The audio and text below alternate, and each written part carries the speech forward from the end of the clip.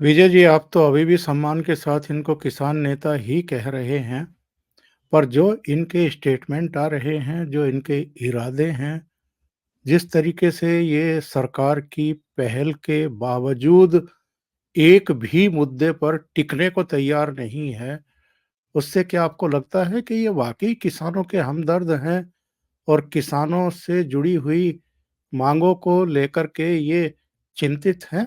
या इनका एजेंडा कुछ और है? क्योंकि एक वीडियो बड़ा वायरल हुआ था पिछले दिनों, जो हमने और आपने सबने देखा है। बहुत ਮੰਦਰ ਦੇ ਕਰਕੇ ਉੱਪਰ ਚੜ ਗਿਆ ਉਹ ਨੁਕਸਾਨ ਉਹ ਇਹਦਾ ਗ੍ਰਾਫ ਡਾਊਨ ਕਿਵੇਂ ਆ ਸਕਦਾ ਹੈ। ਮੈਂ ਬਹੁਤ ਵਾਰੀ ਜਦੋਂ ਮੈਂ ਪਿੰਡਾਂ ਦੇ ਵਿੱਚ ਤਿਆਰੀਆਂ ਕਰਾਉਂਦਾ ਫਿਰਦਾ ਸੀ ਬਹੁਤ ਵਾਰੀ ਲੋਕਾਂ ਨੂੰ ਇਹ ਕਹਿੰਦਾ ਸੀ ਕਿ ਮੌਕਾ ਬੜਾ ਥੋੜਾ ਹੈ, ਗ੍ਰਾਫ ਉਹਦਾ ਬੜਾ ਉੱਚਾ ਚੜਿਆ ਹੋਇਆ, ਦਿਨ ਸਾਡੇ ਕੋਲੇ ਥੋੜੇ ਆ, ਕੀ ਅਸੀਂ ਇਹਨੇ ਥੋੜੇ ਦਿਨਾਂ ਦੇ ਵਿੱਚ ਗ੍ਰਾਫ ਇਹਦਾ ਡਾਊਨ ਕਰ ਲਿਆ। इनका मकसद तो कुछ और ही दिखाई दे रहा है। बिल्कुल सर, मैं तो पहले दिन से कह रहा हूं, इनका रिमोट कंट्रोल लोकतंत्र विरोधी ताकतों के हाथ में है। जैसा मैंने कहा, पंजाब की जनता भी मानती है कि कम्युनिस्ट हावी हो रहे हैं पंजाब के अंदर। इसीलिए इनकी जब भी आप देखेंगे यूनियंस के अंदर हमेशा लाल निशान, इनको हमेशा यूनियन बाजी का दिखेगा। इनको जो आपने देखो, जैसे ही भारत सरकार ने इनको 5 फसलों का प्रस्ताव दिया था कि आप सोच समझ के आइए, ये जब गए थे तुरंत इनके बाहर जो लेफ्ट ओरिएंटेड पार्टीज थी जिनको अभी तक इन्होंने इन्वॉल्व नहीं किया था, उनका स्टेटमेंट आ गया कि अगर ये मान भी जाते हैं तो हम विरोध करेंगे। तो कहने का मतलब ये है कि ये जो किसान नेता हैं, ये फंस गए हैं, ये इन लेफ्टिस्ट के चक्कर में फंस गए हैं, कम्युनिस्टों के चक्कर में फंस गए हैं, क्योंकि जो इनकी डिमांड्स हैं उनके पीछे कोई लॉजिक नहीं है। दूसरा, ये जितने किसान नेता हैं, ये कम्युनिस्ट जो लोग हैं, जो देश के अंदर शांति नहीं चाहते, मिलिटेंसी चाहते हैं, ये उनके रिमोट कंट्रोल से चल रहे हैं। अदरवाइज जो ये किसान नेता बोल रहे थे कि मोदी का ग्राफ ऊपर चढ़ा गया, उसको गिराना है, तो भैया मोदी का ग्राफ ऊपर चढ़ा गया, वो तो जनता चढ़ाती और गिराती है ना, तुम कौन होते हो? और अगर इनको ये गलतफहमी है कि इस तरह की मिलिटेंट एक्टिविटीज करने से मोदी का ग्राफ नीचे आ जाएगा, कहीं उल्टा असर नहीं हो जाए।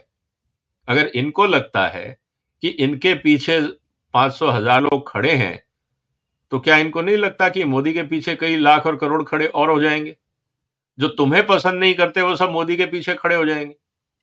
क्या इनको ये बात समझ में नहीं आ रही है कि इस तरह के स्टेटमेंट पोलराइजेशन और करेंगे, इससे मोदी का और फायदा होने वाला है। इन नेताओं को सुनता कौन है? ये तो यही कहेंगे। आप देख रहे हैं जनता का रिएक्शन क्या है कि ये लोग किसान नहीं हैं, ये खालिस्तानी हैं, आतंकवादी हैं, इस तरह की लोग अब शब्दों का इस्तेमाल करने लगे हैं। तो इनको क्या लगता है कि इस देश की जनता मूर्ख है, जो ये बोलेंगे ये वही समझेंगे?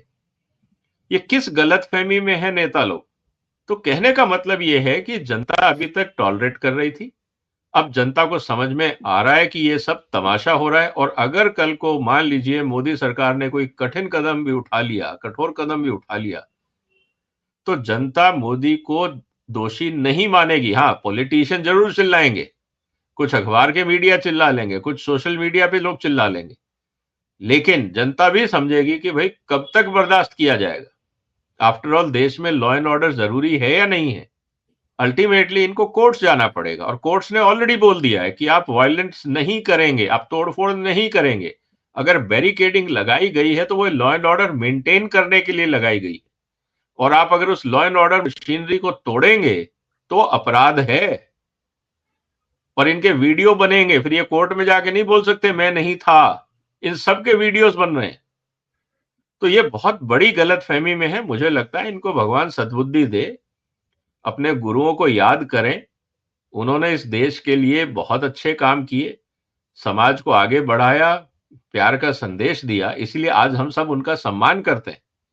इनको कौन पूछेगा सर?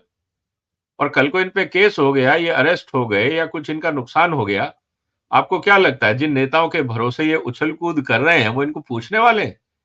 इनको पानी पिलाने कोई नहीं आएगा। तो मुझे लगता है कि इनको अपना समझ में आना चाहिए, दुनिया बहुत तेजी से बदल रही है, ये अपने आप को दूसरों के हाथ में खिलौना बना रहे हैं, और इस हरकत से इनको बचना चाहिए।